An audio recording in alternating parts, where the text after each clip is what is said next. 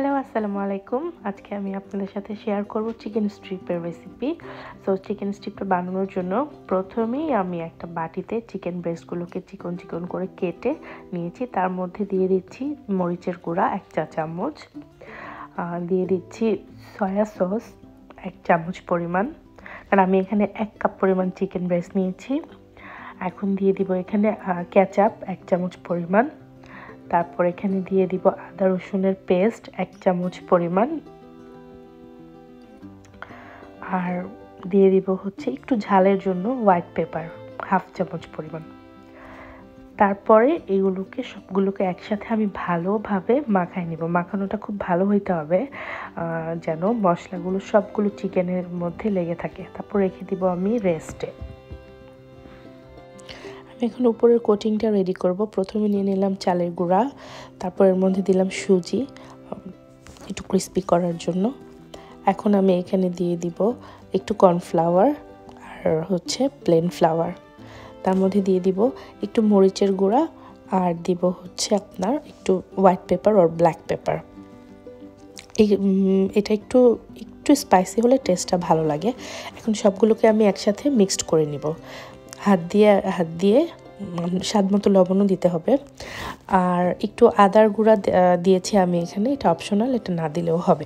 এখন এগুলোকে সুন্দর করে মিক্সড করে দিব যেন সবগুলো উপকরণ একসাথে ভালোভাবে মিশে যায়।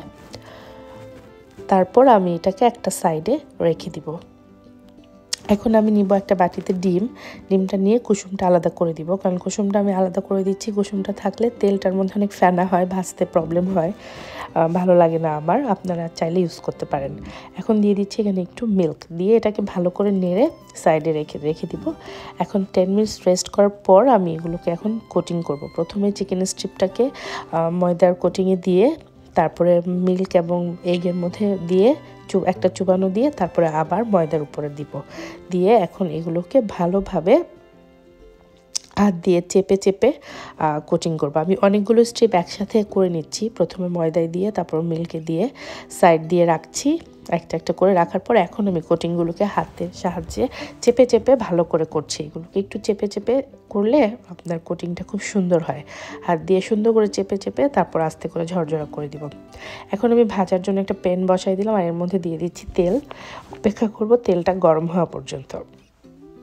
এখন আমি একটা করে দিয়ে দিব চিকেন স্ট্রিপগুলো তেলের মধ্যে। তেলটা ভালোভাবে গরম হওয়ার পর একটা করে আমি যে স্ট্রিপগুলো দিয়ে দিচ্ছি।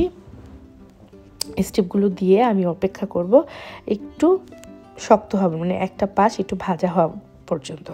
একটা পাশ ভাজা হয়ে গেলে দেন আমি আবার উল্টাই দিব ওপর পাশটা ভাজার জন্য। 2 পাশ ভালোভাবে উল্টায় ভেজে এগুলোকে তুলে নিব।